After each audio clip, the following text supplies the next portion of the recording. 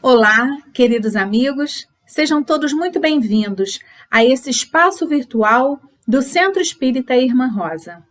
Eu me chamo Simone Barros, sou tarefeira da casa e nesse mês de novembro os nossos encontros trarão reflexões a respeito de uma passagem que Paulo nos deixou na Carta aos Romanos, capítulo 7, versículo 19, quando então ele nos diz: porque não faço o bem que quero, mas o mal que não quero, esse faço. Hoje, quem trará o estudo para nós é a nossa companheira, também tarefeira da casa, Cláudia Matos.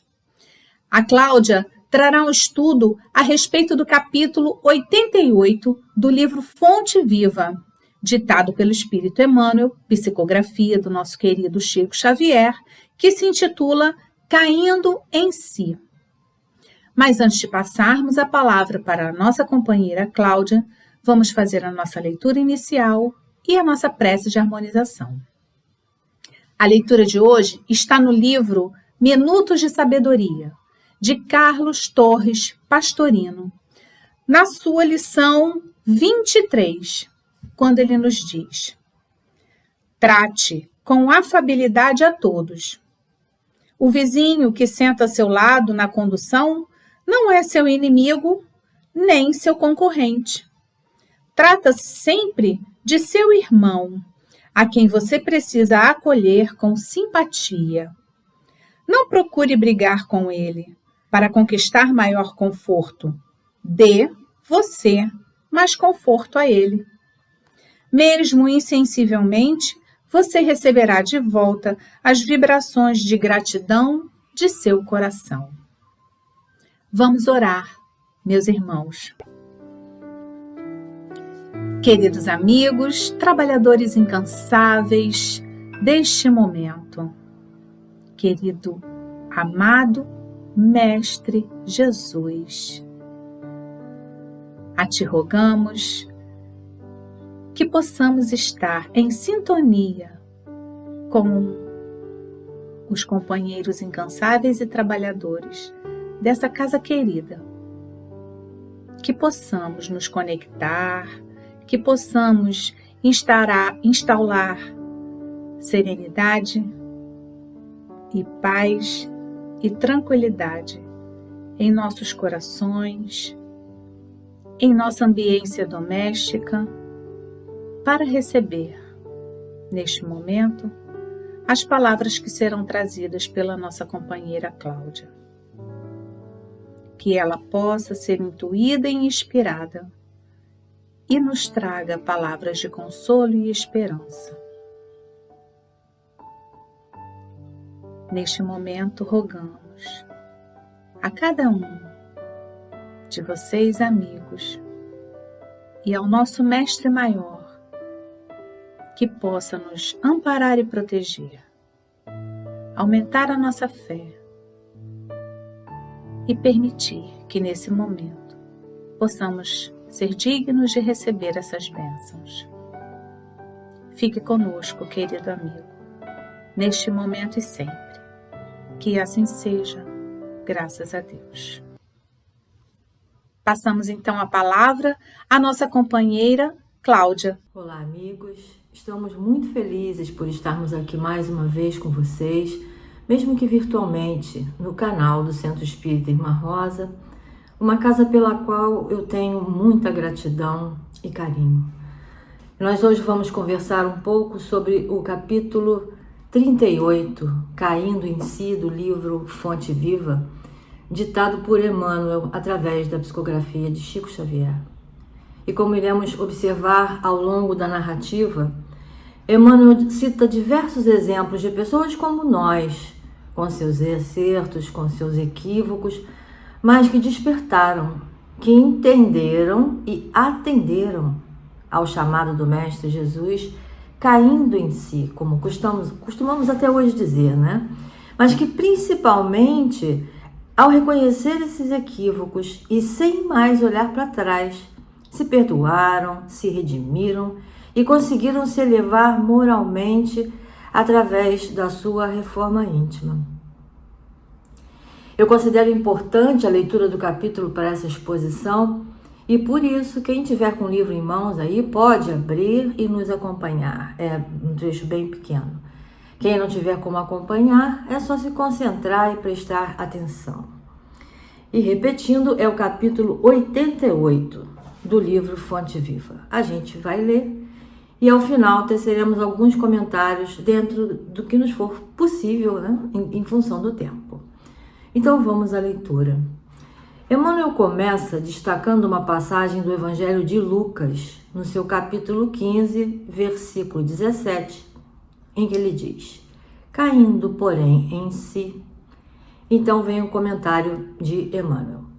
Este pequeno trecho da parábola do filho pródigo desperta valiosas considerações em torno da vida.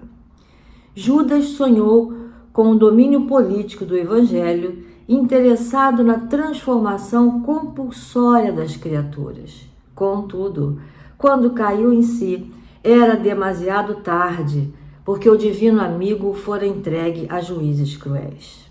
Outras personagens da Boa Nova, porém, tornaram a si a tempo de realizarem salvadora retificação. Maria de Magdala pusera a vida íntima nas mãos de gênios perversos. Todavia, caindo em si, sob a influência do Cristo, observa o tempo perdido e conquista a mais elevada dignidade espiritual por intermédio da humildade e da renunciação. Pedro, intimidado ante as ameaças de perseguição e sofrimento, nega o Mestre Divino. Entretanto, caindo em si, ao se lhe deparar o olhar compassível de Jesus, chora amargamente e avança resoluto para sua reabilitação no apostolado. Paulo confia-se à desvairada paixão contra o cristianismo e persegue furioso todas as manifestações do evangelho nascente. No entanto, caindo em si, perante o chamado sublime do Senhor, penitencia-se dos seus erros e converte-se num dos mais brilhantes colaboradores do triunfo cristão. Há grande massa de crentes de todos os matizes nas mais diversas linhas da fé. Todavia, reinam entre eles a perturbação e a dúvida, porque vivem mergulhados nas interpretações puramente verbalistas da revelação celeste em gozos fantasistas, em mentiras da hora carnal ou imantados à casca da vida a que se prendem desavisados. Para eles, a alegria é o interesse imediatista satisfeito e a paz é a sensação passageira de bem-estar do corpo de carne, sem dor alguma, a fim de que possam comer e beber sem impedimento. Cai, contudo, em ti mesmo, sob a bênção de Jesus, e transferindo-te então da inércia para o trabalho incessante pela tua redenção, observarás surpreendido como a vida é diferente. Então, como a gente pode ver na leitura, são personagens conhecidos nossos, né? E como poderemos observar ao longo dessa exposição, todos nós temos algo em comum com a personalidade de alguns deles. Emmanuel cita o filho pródigo, Judas, Maria de Magdala, Madalena, né? Pedro e Paulo de Tarso. Todos caíram em si. O arrependimento chegou para cada um deles de formas diferentes. Alguns conseguiram reparar seus equívocos ou parte deles na mesma encarnação. Outros só conseguiram nas reencarnações seguintes. Mas o que devemos ter em mente é que para nenhum deles, podemos dizer que o arrependimento aconteceu tarde demais ou que não adiantou nada se arrepender. Porque da mesma forma que aconteceu com eles, para todos nós também existem oportunidades. Existe a salvação, especialmente através da prática da caridade. Lembram que Jesus disse que nenhuma de suas ovelhas ficaria perdida? Então, todos nós temos a chance de reconhecer nossos erros, nos arrependermos, nos perdoarmos, reparar nossos erros e nos modificarmos. Isso nos leva à nossa evolução moral. Se não for nessa encarnação, nas encarnações seguintes, mas nós sempre vamos ter oportunidade de cairmos em nós. O filho pródigo, sobre o qual nós vamos falar um pouco mais à frente, ele retornou à casa de seu pai e obteve perdão. Judas, completamente equivocado, ciente do que ele estava dos poderes de Jesus, ele pensou que o mestre, que já havia feito tantas curas, trazido tantas outras pessoas de volta à vida, que Jesus poderia se safar, né? Que ele voltaria à vida material e, quem sabe, Judas, ele pensava como seu discípulo, poderia até administrar os milagres do Cristo.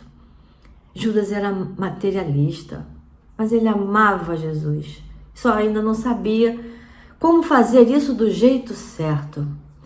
Então, quando Judas vê que Jesus morreu, ele cai em si, percebe seu erro, se arrepende, mas fica completamente desesperado.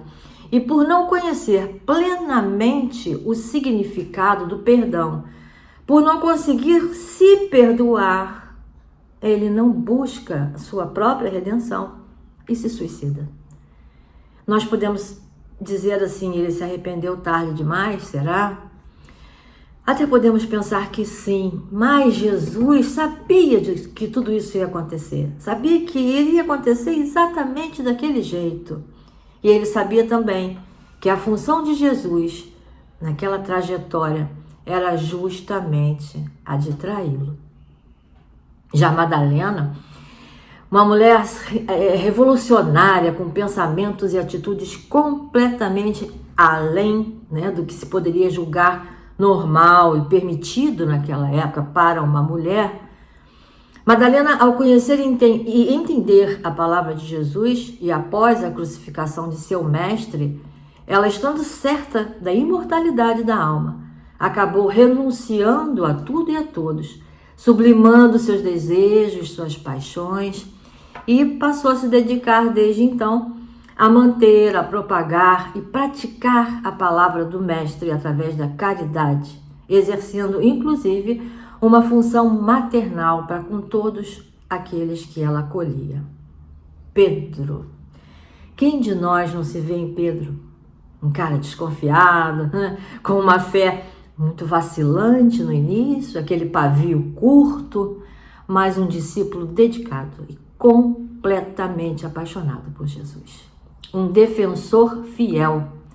E como nos lembra Emmanuel, Pedro teve medo de ser preso, de sofrer, né? E negou Jesus em 3 ocasiões, como o próprio mestre já havia lhe dito. E ele, não vou fazer isso. E fez. E Pedro, caindo em si, sofreu a dor do remorso, do arrependimento. Mas, ao contrário de Judas, Pedro buscou reparar sua atitude também, como Madalena, e dedicou o resto de seus dias a pregar e a vivenciar a palavra do Cristo. Paulo de Tarso, um outro exemplo que Emmanuel cita, e é um exemplo emblemático de arrependimento, perdão e reparação, após o encontro de com Jesus na estrada de Damasco, amparado pela fé, pela esperança e caridade, como ele mesmo disse um dia depois, Paulo se transformou pela reforma íntima. Ele se transformou de um fiel perseguidor de cristãos a um fiel divulgador do cristianismo. Então, existem muitos outros casos de arrependimento, reforma íntima, como o de Zaqueu, Santo Agostinho. Mas tem uma outra passagem bem ilustrativa que não está nesse texto de Emmanuel que estamos estudando hoje, mas está em Lucas, capítulo 23, versículo 43. Eu gosto muito dessa passagem e ela foi lindamente interpretada no capítulo Dimas, Arrependimento e Recuperação, do belíssimo livro Até o Fim dos Tempos, de Amélia Rodrigues, um livro psicografado por Divaldo Franco. Nesse capítulo, Amélia Rodrigues nos chama a atenção para os processos de livre-arbítrio, arrependimento, expiação, reparação, como já falamos, que são personificados através de Dimas, um ladrão que foi condenado e crucificado ao lado de Jesus no Calvário. Nos conta Amélia que Dimas, vendo-se ali, né, ao lado do mestre, já completamente tomado de um arrependimento sincero pelas loucuras que ele praticou durante aquela existência, ele então, num misto de agonia, né, e ao mesmo tempo de fé, ele olha para Jesus e pede: Senhor, lembra-te de mim quando entrares no paraíso. Amélia conta que havia sinceridade e fé no pedido de Dimas. Havia muita humildade e resignação também. E Amélia relata que não havia por parte de Dimas nenhuma revolta por estar ali naquele lugar. Ele não blasfema quanto à justiça dos homens, muito menos quanto à justiça divina. Então, o arrependimento verdadeiro chegou ali naquela hora extrema. Dimas reconhece naquele instante todos os seus erros e desejava do fundo do seu coração se reabilitar. E Jesus, sentindo tudo isso, com um olhar compassivo, repleto de amor, apesar de toda a dor, Jesus responde ao pedido de Dimas, dizendo assim: em verdade te digo, hoje entrarás comigo no paraíso. Gente, já imaginou você poder ouvir isso de Jesus ali? Então Dimas se sentiu muito aliviado. E foi exatamente naquele instante que Jesus lhe concedeu o perdão, porque sentiu um verdadeiro arrependimento daquele que depois ficou conhecido como o bom ladrão. Dimas, o bom ladrão. Mas Dimas ainda, obviamente, teria uma estrada de outros caminhos, com novas encarnações, para que ele pudesse, de fato, se recuperar por completo quando ele resgatasse todos os seus equívocos.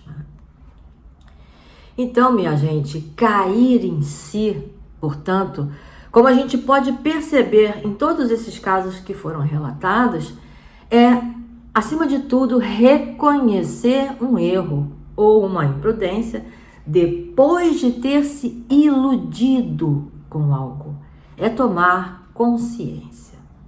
E quando a gente busca o autoconhecimento, a gente acaba conseguindo refletir sobre as atitudes que vínhamos tomando, e aí então a gente vai estar de fato pronto para mudar, pronto para mudar comportamentos que nos afastam das leis divinas, que nos afastam da verdadeira felicidade ou do reino dos céus dentro de nós. Para a gente encontrar esse tão sonhado equilíbrio, é preciso que a gente se conheça, se perdoe e se respeite também. A gente precisa se respeitar para poder respeitar o outro, né?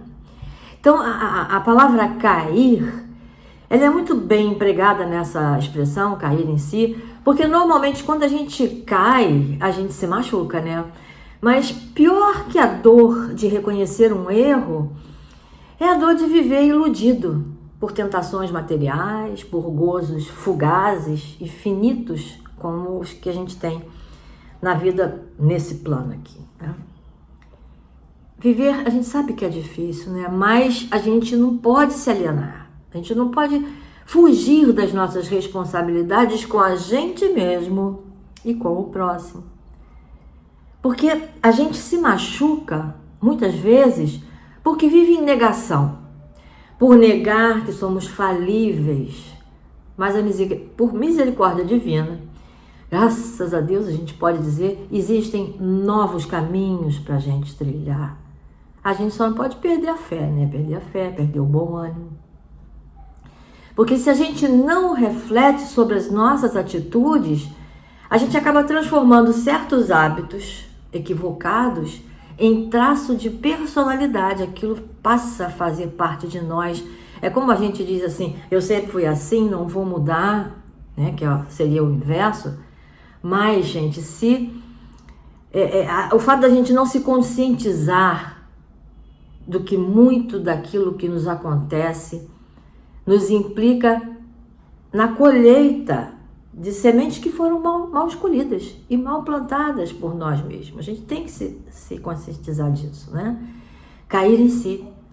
Então, cair em si é, portanto, essa possibilidade que a gente tem de refletir um pouco sobre as nossas atitudes, para que a gente possa ajustar certas condutas que atrapalham o nosso crescimento. O fato de cair em si, por si só, já sinaliza uma mudança. É a possibilidade de a gente corrigir velhos hábitos, tendências negativas, certo? E quando a gente cai em si, significa também que a gente não está aqui esperando que o outro mude. A gente é que muda. Mas a gente não muda o outro, a gente muda a si mesmo. A gente passa a ter consciência da responsabilidade das nossas próprias atitudes ou da falta de atitudes, né? E aí, com essa consciência de responsabilidade, a gente fica livre das desilusões que a vida normalmente apresenta. Desilusão. E só se ilude quem estava iludido, ou não. Ilusão é uma visão nossa, baseada na nossa verdade pessoal, naquilo que a gente acha que é o certo, que é o melhor. E esse ideal, né, é fruto das expectativas que a gente tem em relação ao outro, às outras pessoas, às situações que se nos apresentam, as expectativas que a gente tem em relação à vida. Assim foi com Judas. Ele se desiludiu, não com ninguém, mas com as suas próprias pretensões. E é isso, a desilusão é a quebra das nossas verdades. E dói, né? Dói muito. Mas não é a verdade que dói, gente. É o fim daquela nossa ilusão. É o fim da percepção que a gente tinha em relação ao outro, às situações e à vida, como já dissemos. Chico Xavier, sempre brilhante, uma vez disse que desilusão é a visita da verdade. E é assim, caindo em si, caindo na real, né, como a gente fala, é que a gente faz com que a nossa realidade, que nem sempre é boa, apesar de tudo, seja reconhecida como gratificante. Uma realidade gratificante. E aí, nesse sentido, cair em si é um tombo, mas um tombo que põe a gente para cima. Mais um dos sentidos daquela expressão, conhecereis a verdade, e ela vos libertará. Né? Não é a ilusão que nos liberta. Nós fomos e ainda somos, muitas vezes, homens de pouca fé. Tomamos decisões baseadas em repetições criadas por nós mesmos para justificar nossas atitudes e decisões. Mas ainda bem que a gente tem a chance, né, de rever tudo isso. E agora que a gente já consegue, muitas vezes, perceber a tempo ou naquele justo momento quando a gente está errando, aí a gente consegue travar desde o início um processo que pode ser muito destrutivo. Essa mensagem de Emmanuel nos faz lembrar que se a gente está inserido em um círculo vicioso que foi criado por nós, baseados em fontes respeitáveis ou não, às quais a gente é fiel, vai chegar um momento que a gente vai cair em si, do quanto a gente estava equivocado. E aí, então, a gente vai para outro caminho. Não tem nada de errado em mudar, muito pelo contrário, mudar é bom. E aí a gente vai para um outro caminho, mas com a nossa emoção, com o nosso coração respaldado pela razão. Não foi assim com Paulo, por exemplo, que era fiel a Moisés? Não é? Tem também aquela situação de uma mudança radical na nossa vida, quando a gente opta por uma ideia que no fundo já existia potencialmente em nós, só estava faltando um start, né? Apertar o botão que nos faz a gente se encontrar com a verdade, seja a verdade viva, como para aqueles que tiveram a felicidade de um contato direto com Jesus, como aconteceu com Paulo e os outros, ou de uma verdade escrita, como a doutrina espírita, o consolador prometido por Jesus que a gente tem hoje. Então, a gente sempre tem, se é que já não tivemos ou estamos tendo e não estamos percebendo, o grande momento de mudarmos as nossas vidas através da nossa reforma íntima.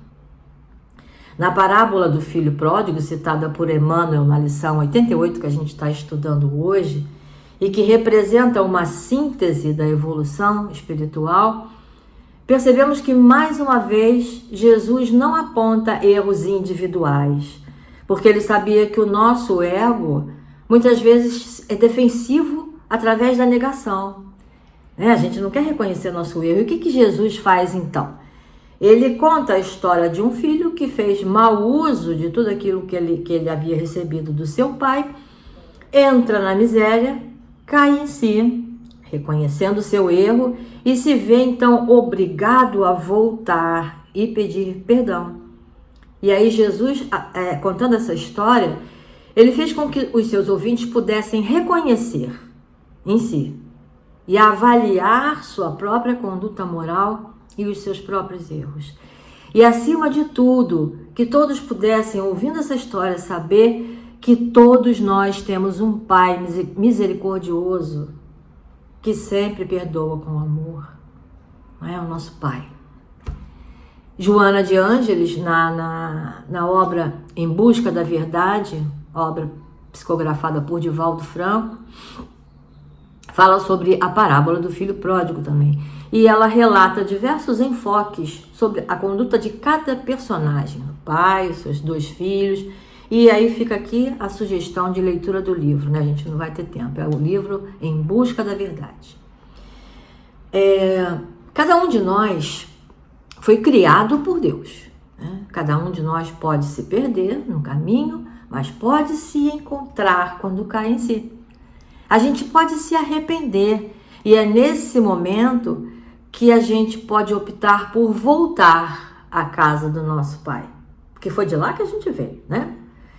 E nosso Pai esteve e estará sempre nos aguardando. Cair em si é o verdadeiro despertar da consciência de que a gente é um espírito imortal e que está a caminho da felicidade eterna, e que essa vida aqui, nesse corpo físico, objetiva única e exclusivamente o nosso crescimento intelectual e moral. E Paulo de Tarso, ao cair em si, ele disse também: já não sou eu que vivo, mas é o Cristo que vive em mim. Ou seja, ele fundiu o seu pensamento com o pensamento de Jesus e, consequentemente, com o pensamento de Deus, né?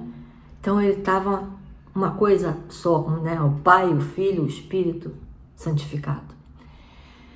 Ao cair em si, é natural que surjam as dores da culpa, né? E do ponto de vista psicológico, a culpa pode ser produtiva se ela for bem direcionada, sem que passemos o resto dos nossos dias nos autoflagelando, né? Aquele remorso, a gente se chicoteia.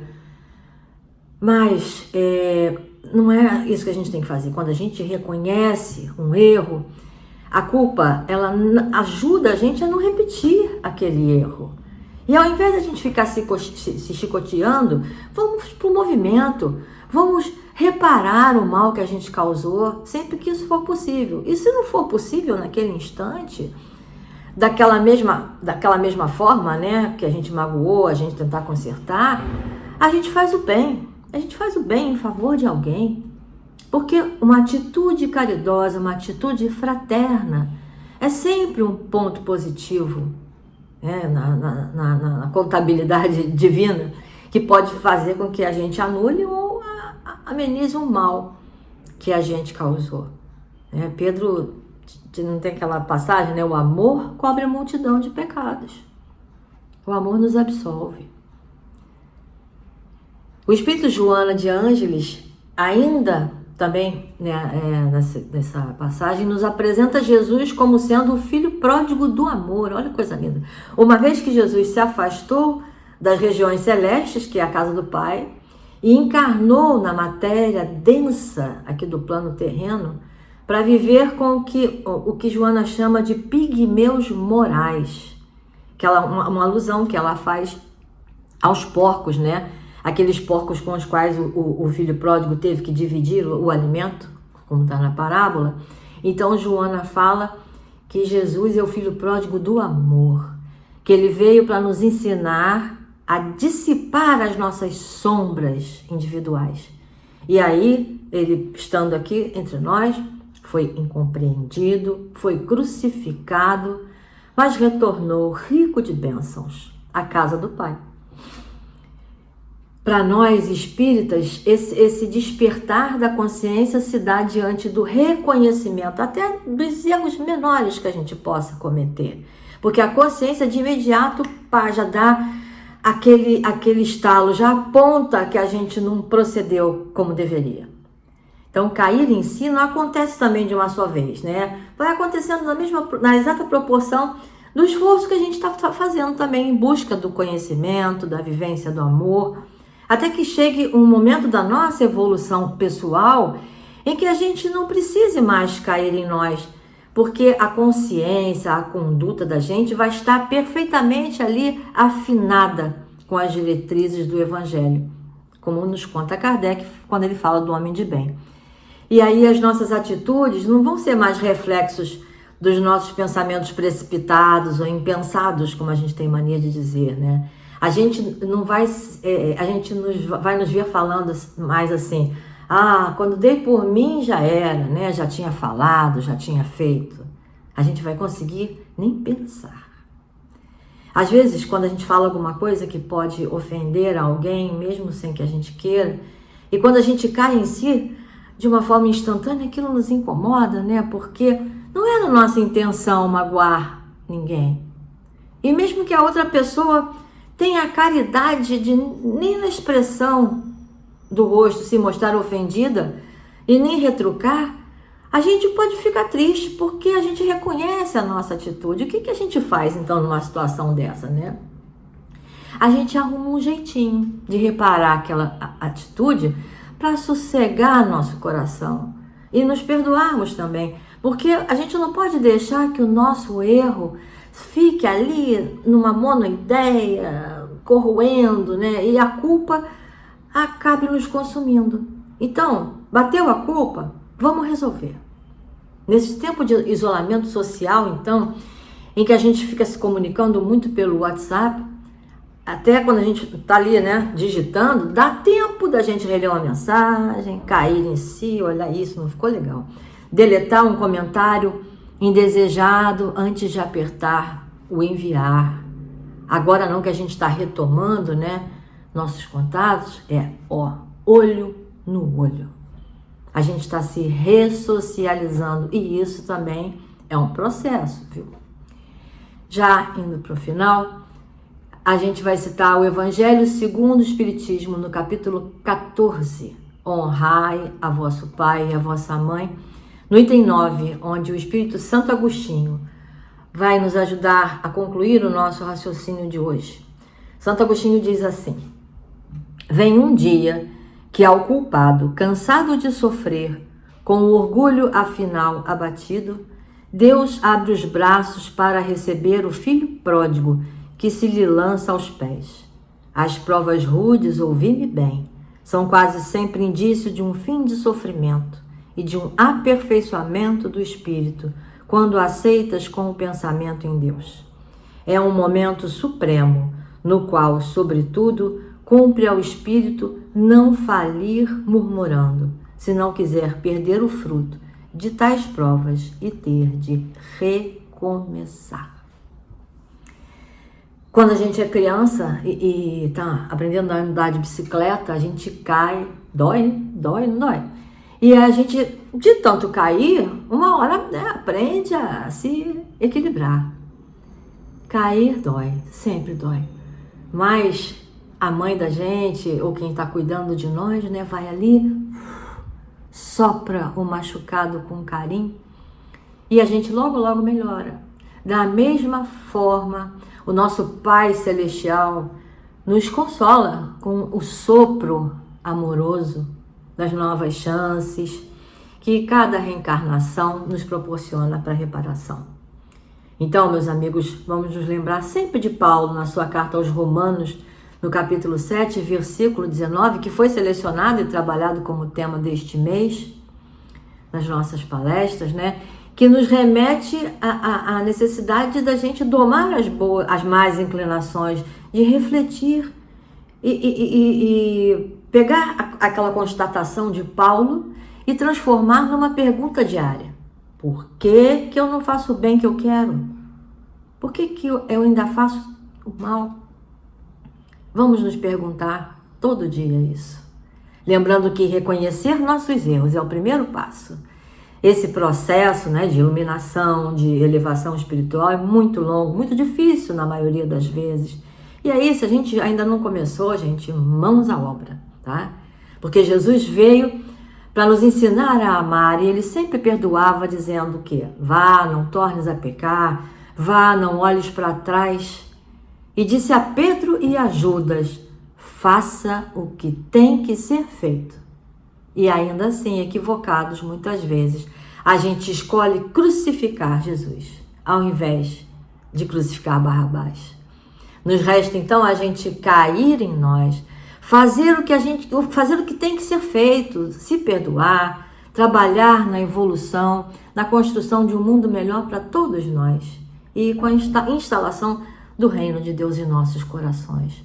Não vamos desperdiçar nossa chance, não, gente. Deus toda hora nos dá chances. Cada vez que o nosso espírito mergulha na carne. Tá? Nossa meta é sermos felizes para sempre. Eu queria então agradecer pela atenção de vocês, pela companhia e convidar a todos para fazermos a nossa prece final. Vamos orar, minha gente. Agradecendo a Deus, a Jesus, às irmãs Rosa e Anália e a todos os benfeitores dessa casa, pelas bênçãos de amor que agora se derramam sobre nós, sobre nossos lares, sobre nossas águas. Rogamos que essa luz caridosa possa chegar até nossos entes queridos através de nossos pensamentos. Que essa luz curadora possa chegar a todos nós que sofrem males físicos ou espirituais, a todos os encarnados e desencarnados, onde quer que estejam.